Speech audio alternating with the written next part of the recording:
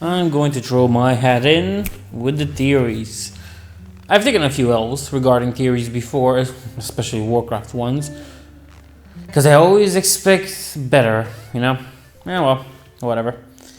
So this Iridikron, he's been an interesting subject if you watch the post-race cinematic of the value of the Vault of the Incarnates or something like that. You can probably see it on the screen right now. What's interesting is the way Alexstrasza and Nosdormu talk about him, and the way they refer to him as being the strongest among them, so final raid boss, I guess, or second to final raid boss, whatever. And how they talk about he was the strongest, the hardest to contain, how he was this moving force in the war, because the proto-dragons expired to Galakrond's ideal of eating everything and creating zombie dragons. But I guess, you know, the aspect book isn't really canon anymore with this stuff, but whatever. Let's jump over it because it doesn't matter.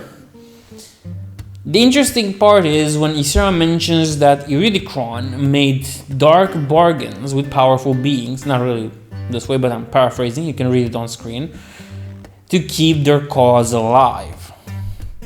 Remember an interesting aspect about Neltarion, about Deathwing.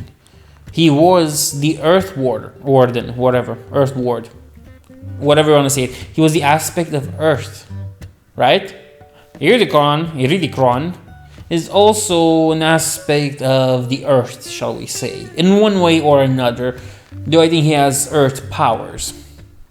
Now, before we got the story of the Draktyr and everything, we had this pretty interesting idea where, lore knowledge, that the old gods spoke to Deathwing, to Neltarion, and they poisoned his mind because he was so close to them, being in the earth, as you would imagine. Now, here you have a dragon who supposedly controls the earth, because one controls magma, one controls ice, one controls storm. I guess this guy's going to control mountains or rocks or something. Yeah, so here we have this guy who struck powerful bargains with dark beings, or dark bargains with powerful beings, whatever. And you really want me to not believe this is not going to lead to another old gods thing. Which is quite possible. You have to remember this whole thing with the Primal Incarnates happened like 20,000 years before current Warcraft, before the opening of the Dark Portal, I think, along those lines. So that thing happened, and something motivated Iridikron, whatever, to make some bargains around and move his cause. In the end, he fails, which is interesting because this wouldn't be the first time if somebody that makes a bargain with the old gods or gets power from them fails in his mission. Deathwing should know that better than everybody else because he's failed a few times around. Unfortunately, for him sometimes, but whatever. And this leads to my theory that Iridikron is somehow related to the old gods. And it will speak and basically put us into another expansion where we deal with the whole order thing. Because along Dragonflight, we see remnants of things related to the Order of the Titans and how the Primal Incarnates rose against the Order and stuff like that. And Order, I think, is also represented in the whole cosmology thing, is represented by the light, which kind of makes sense. Not only the light, but the Titans themselves, who no longer are that interesting when you think that they're only 3D printed beings. Nevertheless, that's besides the point. What I want to go with is that we'll know Iridikron is dark god infested, whatever. And the next expansion will lead into the old gods. And this time around, it will lead more into the void stuff than it probably ever did with N'Zoth, which had like one patch. And even that's kind of a lot if I think about it. The whole Black Empire thing. And let's be honest, Blizzard teased us with the old gods, with the whole N'Zoth thing and Chromie. Going back to the Black Empire to rescue Chromie and the infinite dragon. But there's also an interesting aspect and thing to look about, because there are 4 primal incarnates that we know of, and possibly they're the only leaders. But there are 5 aspects in the end. So there could be another aspect after this, another incarnate, but I doubt it. What I think will happen is that Iridikron is possessed by Dark God's powers, by Old God powers, should I say. And then we move on into a Void expansion. I think this is the way they're gonna go with it, because it's, as much as it seems to be high stakes, the stakes aren't really that much there, in my opinion, with this expansion.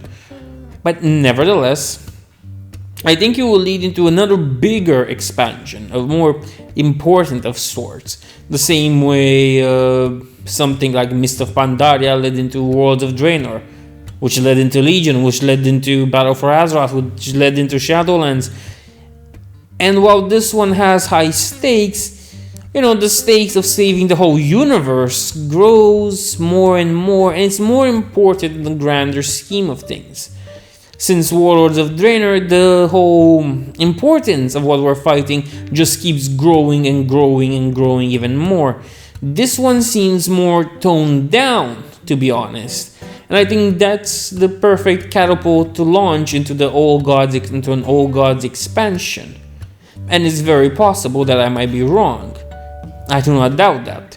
But still, I believe that what Iridikron did was basically become a servant of the Old Gods. And it makes sense, because if the Incarnates are supposed to reflect the Primarchs, now I'm thinking about Warhammer, bad. If the Incarnates are supposed to reflect the aspects, then it would make sense that the aspect and the primal of Earth, or the closest thing to Earth, is closer to the Old Gods. And because of that, more easy to influence, more easy to communicate with, and more easy to sway to do your dark biddings. See where I'm going with this? Yep, that's my theory about him. For the other 2, I think they will fulfill a more boring role, whatever. The possibility is that they might just die in some random new dungeons, or be a double boss in another raid that will happen like next patch, and keep the last patch for Iridikron, which is a possibility, and it is something that I expect to happen. Of course, unless Iridikron's the penultimate raid boss, you know, and then we go in directly into the big bad, who happens to be an old god or something, Tsinzot again, or all 3 of the old gods, because the 4th one's dead. Well, we'll have to see.